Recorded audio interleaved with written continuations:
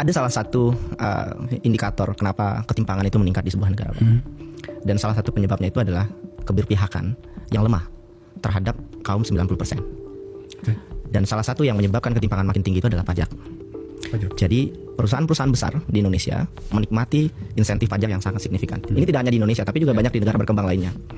Sehingga implikasinya adalah karena perusahaan-perusahaan besar ini kan terkonsentrasi kepada orang-orang tertentu, sehingga ketika perusahaannya itu mendapatkan insentif pajak yang sangat signifikan, khususnya di industri ekstraktif, maka pemilik, baik pemilik langsung maupun pemilik tidak langsung dari perusahaan itu akan memiliki kenaikan penghasilan kekayaan yang berkali-kali lipat lebih besar. 40 tahun yang lalu Bapak Ibu di mana? 50 tahun yang lalu Bapak Ibu di mana? Kita semua 40 tahun yang lalu, 50 tahun yang lalu bukan siapa-siapa. Republik ini sudah memberikan kesempatan Bapak Ibu sekalian menjadi 50 pembayar pajak terbesar karena Republik ini memberikan kesempatan pada Bapak Ibu sekalian. Sekarang berikan kesempatan pada para pekerja untuk mereka bisa mendapatkan kesetaraan masa depan. Sebagaimana Bapak Ibu sekalian mendapatkannya? Assalamualaikum warahmatullahi wabarakatuh. Sahabat pena sekalian, alhamdulillah jarak antara orang kaya dan miskin di Indonesia ini dari tahun ke tahun makin ke sini gapnya makin menganga, makin melebar. Jawabannya karena bukan Indonesia tidak punya sumber daya alam. Sumber daya alam Indonesia sangat melimpah, namun yang membuat kemiskinan semakin meningkat adalah pendistribusian yang tidak merata.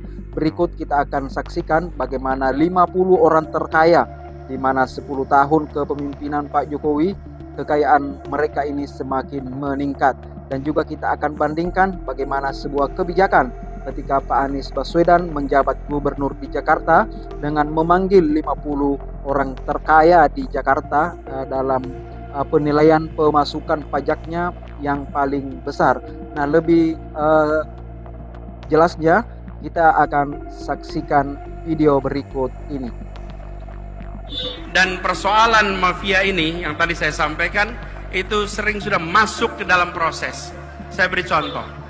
Ketika kami bertugas di Jakarta, ini salah satu ketidakpastian yang harus kita bereskan. Setiap tahun kita selalu meributkan soal UMP, upah minimal provinsi. Dan di DKI Jakarta, upah yang biasanya naik rata-rata 8% karena kondisi perekonomian turun. Tapi di tahun 2021 kemarin untuk upah tahun 2022 mendadak peraturannya diubah. Peraturan yang biasanya kalau kita terapkan memberikan kenaikan UMP yang masuk akal, kemarin UMP-nya angkanya itu amat rendah. Kalau tidak salah sekitar Rp37.000 kenaikannya. Pada waktu itu saya katakan tidak mungkin di Jakarta naik upah nilainya 37.000. 37 itu bukan angka yang layak untuk pekerja di Jakarta. Karena itu kemudian saya sampaikan kepada pemerintah waktu itu, Kementerian Tenaga Kerja. Saya sampaikan bahwa yang layak di Jakarta kenaikan itu menggunakan formula yang lama. Jangan formulanya digonta-ganti. Dan inilah yang disebut sebagai mafia tentang pengupahan yang ada di Indonesia. Tidak boleh kita biarkan. Kami memilih untuk mengambil sikap yang berbeda. Dan ketika memilih sikap berbeda, tentu kita menyadari bagaimana landasan hukumnya. Tapi yang menarik, para pengusaha protes waktu itu. Saya undang pengusahanya ke Balai Kota.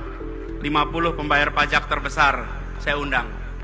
Ketika saya undang, saya sampaikan, Bapak Ibu sekalian yang sekarang sudah menjadi 50 pembayar pajak terbesar.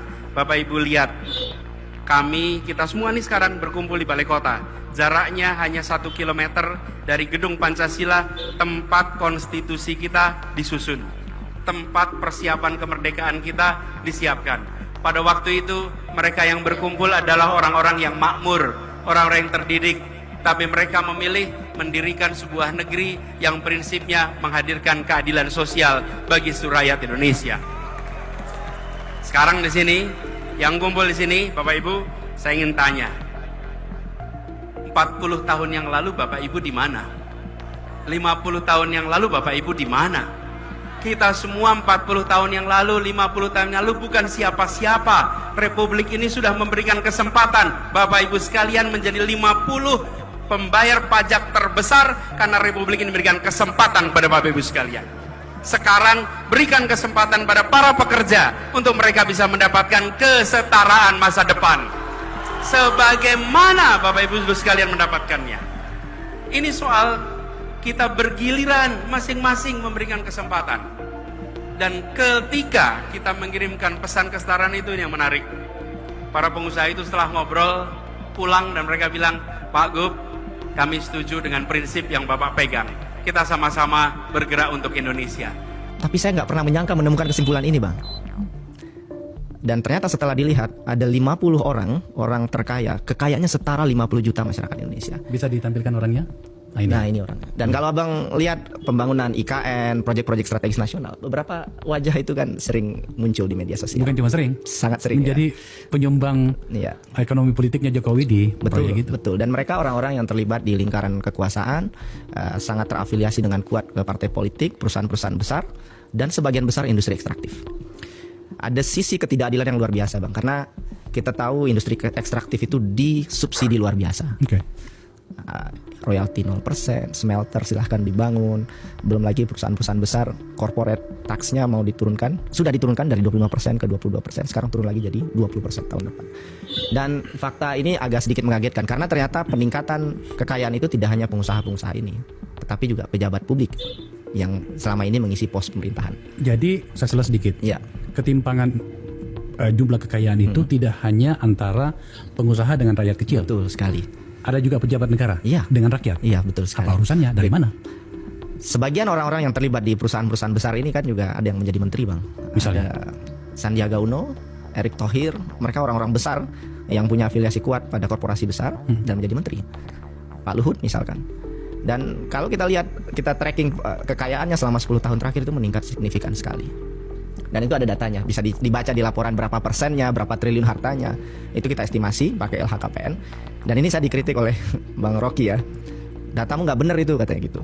Kenapa, Bang? Maksudnya Rocky Gerung? Ya. Karena harusnya lebih besar dari itu. Karena LHKPN kan Abang tahu sendiri, orang nggak mau menampilkan semuanya di situ. Jadi sebetulnya lebih besar dari itu. Dan ini menyedihkan sekali, Bang, karena pemerintah selalu bilang ketimpangan itu menurun. Metodologi yang Anda pakai itu untuk mengukur dan kemudian menyimpulkan, karena sudah ada nama disebutkan tadi, itu seperti apa? Sebetulnya tanpa kami estimasi pun semua orang bisa mengestimasi, Bang. Datanya terbuka untuk publik, data Forbes, semuanya angkanya ada di sana. Ada data kekayaan orang-orang triliuner ini dari tahun ke tahun, dan itu bisa diakses oleh semua orang. Jadi tanpa kami estimasi pun siapapun bisa mengestimasi dan hasilnya akan sama. Yang kedua, kalau data pemerintah kita menggunakan LHKPN, dan itu datanya bisa diakses oleh publik. Yang ingin kami tunjukkan sebetulnya adalah refleksi kebangsaan, Bang, soal keadilan. Bahwa kita akan ke situ. Tapi ini tadi lagi metodologi ya. Iya, tadi kan Anda tadi menyebutkan juga salah satu menteri di mana selama 5 tahun dia menjabat itu kekayaannya naik 3 kali lipat. Siapa? Pak Nadiem ya. Nah, maksud saya begini. Bagaimana kemudian kita harus fair terhadap Nadiem ya? Juga termasuk kepada nama-nama yang Anda sebutkan. Luhut, kemudian Mas Sandi, sahabat saya, Pak Erick juga, teman kita itu, bahwa kekayaannya, kan dia kan pengusaha, artinya wajar jika kemudian dia menjadi kaya karena memang dia pejabat, tetapi kan dia juga perusahaannya kan tetap running gitu ya. Agar kemudian kita fair dalam menilai seperti ini, apa argumen yang bisa Anda ajukan pada bagian ini? Ada salah satu indikator kenapa ketimpangan itu meningkat di sebuah negara, dan salah satu penyebabnya itu adalah keberpihakan yang lemah terhadap kaum 90%. Dan salah satu yang menyebabkan ketimpangan makin tinggi itu adalah pajak. Jadi perusahaan-perusahaan besar di Indonesia menikmati insentif pajak yang sangat signifikan. Ini tidak hanya di Indonesia, tapi juga banyak di negara berkembang lainnya.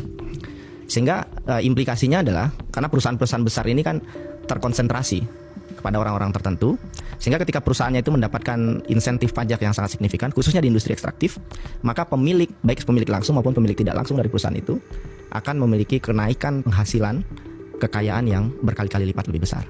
Oke, Ya. saya paham itu. Ya. Tapi maksud saya, bagaimana kemudian saya dan penonton kita di sini membuat sebuah garis di mana kemudian kita bisa memahami bahwa katakanlah kebijakan pajak segala macam tadi itu berkorelasi dengan topik yang kita bahas, di mana ada orang-orang di situ. Lagi-lagi saya ingin mengatakan begini, dengan pengusaha, oke, dia pengusaha, bisnisnya besar. Ya.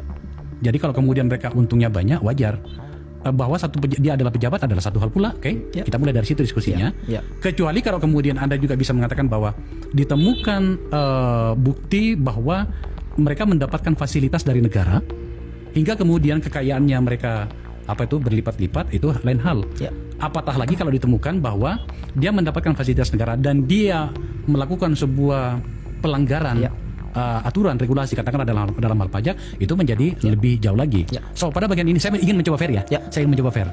Jadi yang kita tampilkan di studi kita, Bang, itu kita tidak masuk pada pelanggaran hukum yang dilakukan oleh orang-orang kaya ini. Oke.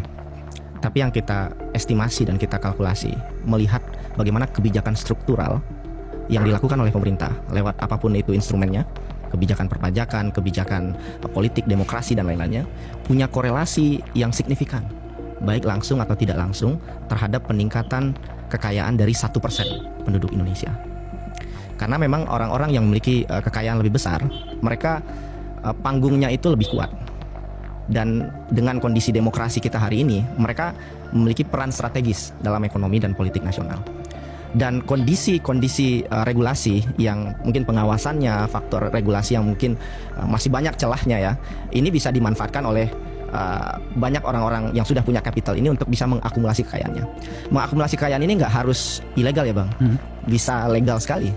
Orang-orang kaya ini punya tim, mereka bisa bayar konsultan pajak, mereka punya tim untuk mengkoordinir aset mereka, mereka juga punya tim bagaimana menemukan celah hukum supaya pajak pendapatan yang harus mereka bayarkan ke negara berkurang, atau perusahaan-perusahaan yang mereka lakukan juga bisa melakukan aktivitas bisnisnya tanpa diganggu secara signifikan oleh instrumen negara. Dalam riset teman-teman di Celius itu, adakah terjadi seperti itu?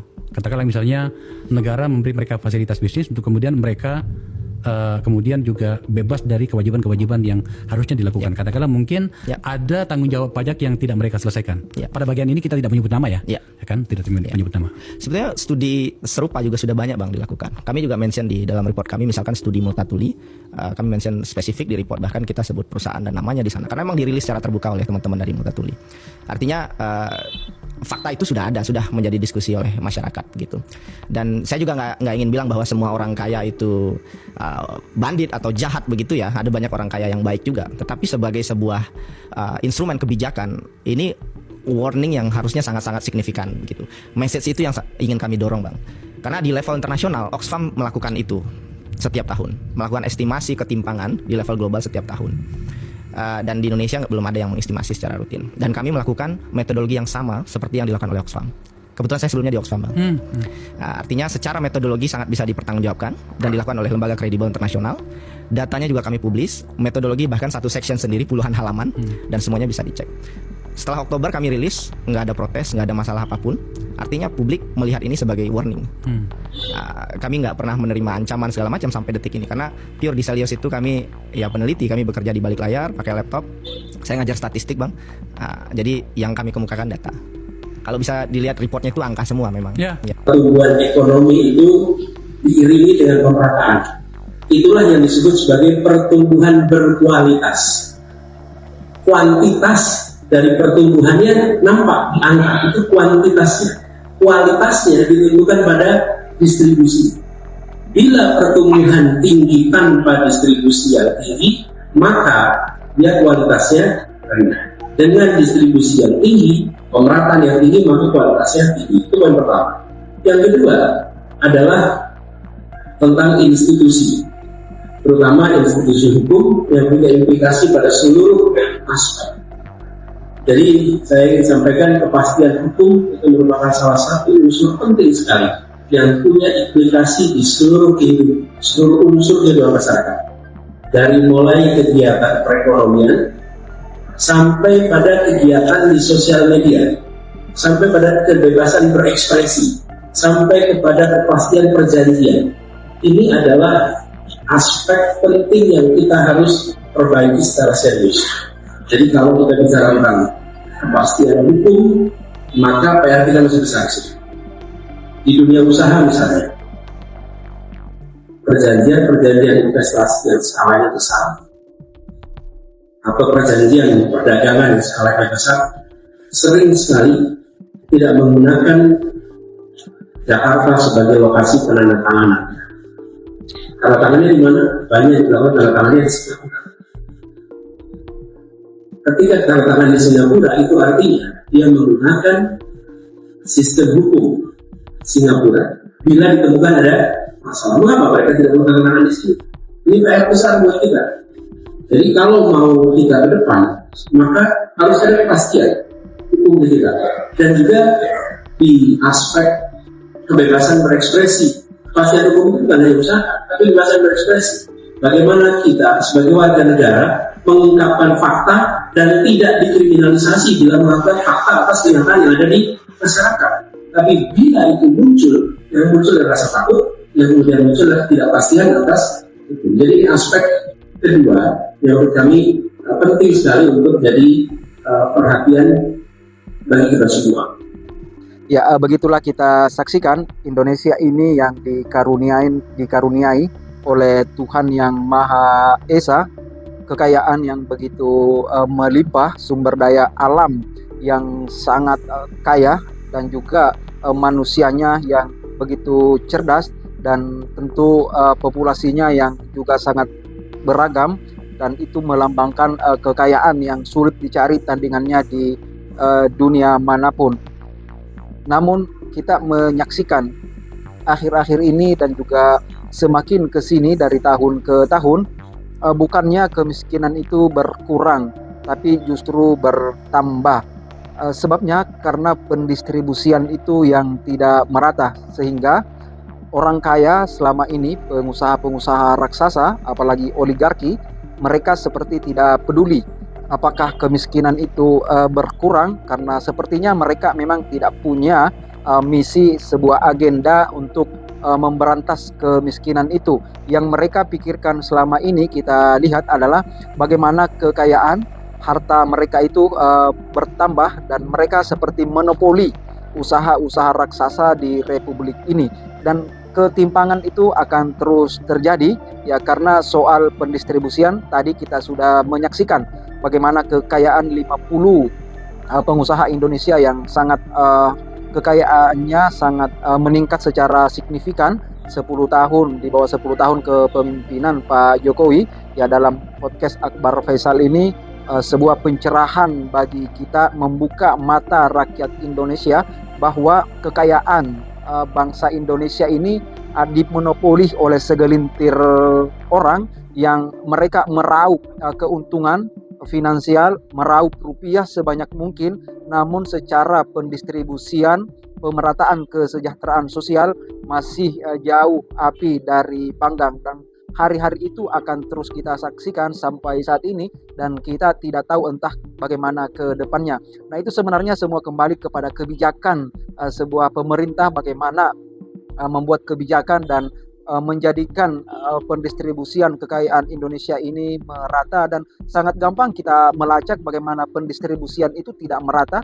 Daerah-daerah tertinggal, daerah-daerah pelosok, masih banyak orang yang tidur di bawah kolom jembatan, di atas gerobak-gerobak di malam hari, dan sekolah-sekolah masih banyak yang khususnya di daerah-daerah terpencil ini yang punya infrastruktur gedung-gedung yang tidak layak. Dan kita juga sudah mendengarkan bagaimana Pak Anies Baswedan membuat kebijakan, dan ini saya tampilkan di sini sebuah tadi pembahasan 50 orang terkaya di Indonesia, kemudian 50 pembayar pajak terbesar di Jakarta di era kepemimpinan Pak Anies sebagai Gubernur Jakarta. Saya tampilkan di sini agar bisa menjadi contoh bagi pemerintah saat ini, bagaimana 50 orang terkaya di zaman Pak Anies sebagai gubernur itu diundang untuk menghadirkan kesetaraan, untuk menghadirkan kesejahteraan bagi rakyat Jakarta. Sebuah kebijakan yang tentu sangat berani dari Anies Baswedan dan sangat adil dan memang sangat arif. Begitulah seharusnya pemimpin mengambil kebijaksanaan untuk mensejahterakan rakyat Indonesia. Bandingkanlah dengan apa tadi yang dibahas dalam podcast Akbar Faisal, 50 orang terkaya di Indonesia ini, justru kekayaan mereka makin meningkat. Justru harta itu hanyalah untuk kepentingan pribadi, keluarga, dan kita tidak tahu bagaimana sumbangsi mereka terhadap pemerataan kesejahteraan ini di masyarakat. Demikian, terima kasih.